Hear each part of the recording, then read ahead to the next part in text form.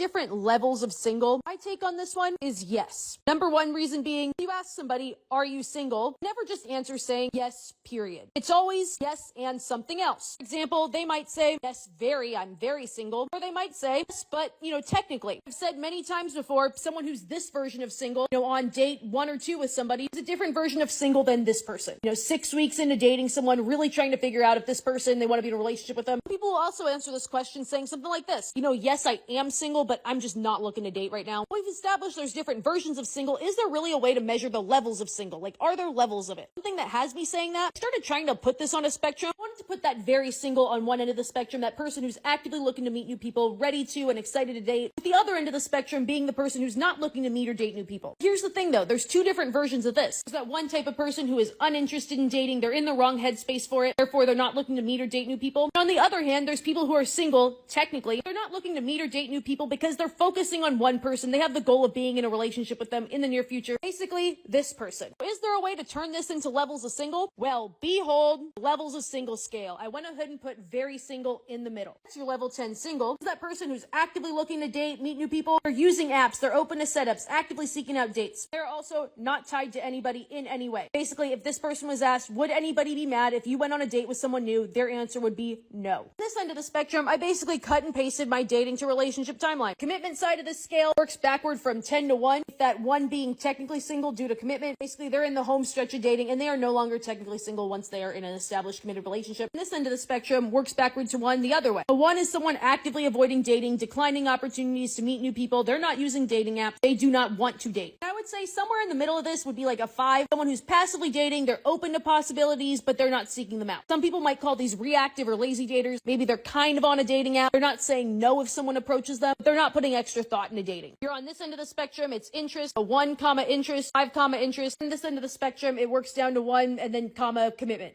Does that all make sense? Another thing to note, people can drop into any point on this scale because people can become single at any time. People can choose to change their dating habits at any time. Someone could come right out of a relationship and think they're very single, realize the next day that they are not ready to date. Person who thinks they're about to be at the finish line, ready to become in a relationship, they could realize that the person they've been pursuing sees it as, a casual thing all along, and they could find themselves very single the next day. Things kind of move around here, and it's not really organized, well, just kind of like dating. Hope this all makes sense.